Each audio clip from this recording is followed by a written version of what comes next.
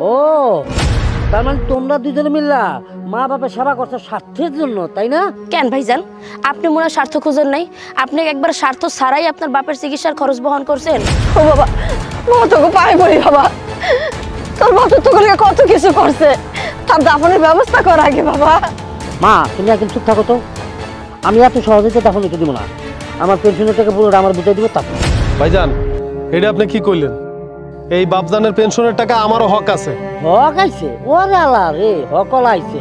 এই যে বাপমার পিছনে এই যে ওষুধ রে, এইটারে সেইটারে, পান রে, সুপারি রে, হসপিটাল বিল রে, সব কিছু যেন আমি দিতে পারছি, অতএব পেনশনের টাকাটা ওটার হক আমার। ভাইজান আপনি তো শুধু বাপের ওষুধ কিনে দিচ্ছেন, আর আমি কি করছি? আমি মা বাপেরে সব খাওয়াইছি দাওয়াইছি, সব কিছু করছি। আমার বউ সারা দিন রাত সেবা যত্ন করছে। এই টাকার অর্ধেক অর্ধেক হক আমারও আছে, বুঝছেন? ও তার মানে তোমরা দুজনে মিল্লা মা বাবার সেবা করছো স্বার্থের জন্য, তাই না? কেন ভাইজান, আপনি মনে হয় স্বার্থ খুঁজেন নাই? আপনি একবার স্বার্থ ছাড়াই আপনার বাপের চিকিৎসার খরচ বহন করছেন।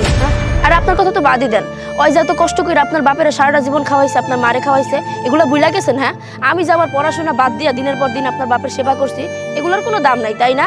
শোনেন, আমাগুলোকে বেশি বাড়াবাড়ি করবেন না। আমি কিন্তু শিক্ষিত মাইয়া, এই ভাগাভাগির ব্যাপারে আমি আপনার থেকে বেশি ওস্তাদ। দেখ তোর বউরে কথা কইতে না কর কিন্তু। ভাইজান আপনি আমার বউরে এমন করে কথা কইতে পারেন না। কি আমার দাঁড়িয়ে কথা কস? কি আপনি আমাকে হাত দিলেন? দাঁড়া। কি করবি তুই? ওই কি করবি? এই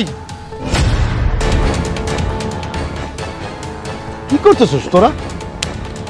তোর বাপটা মরে গেছে, তোর বাপের লাশ সামনে রেখে তোরা দুই ভাইতে মারামারি করো। মামা আপনি জায়গায় নাক গলায়েন না, আপনি একদম চুপ থাকেন। ইয়াদব, তোর বাপ তো মরে গেছে, পেনশনের টাকা কি তোর বাপ নিয়ে গেছে? আছে না? বাপের দাফনটাকে শেষ কর, তারপরে তার পেনশনের টাকা নিয়ে ভাগাভাগি করিস। এই তোরা কি রে, যেই বাপ সারা জীবন মাথার গাম পায়ে ফালাইয়া তোকে এত বড় ডাঙ্গর করলো, তোরা কি হইছস? মানুষ হইছস? হ্যাঁ, একবারও চিন্তা করে দেখছস এই দুনিয়া কার জন্য দেখছস? হ্যাঁ, এই বাপটার জন্য। আর এই মার দিক তাকায় দেখতো, তোর মার কি অবস্থা। ওই তোরা কি মানুষ না জানোয়ার?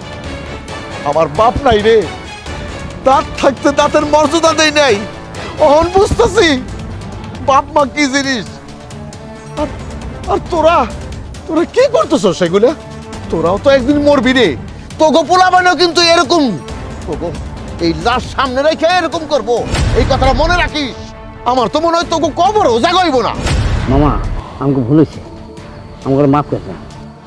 ভাইজান আমার আপনি মাফ করে দেন, আমি আপনার লগে অনেক খারাপ ব্যবহার করছি। না রে ভাই, আমিও তো ভুল করছি না।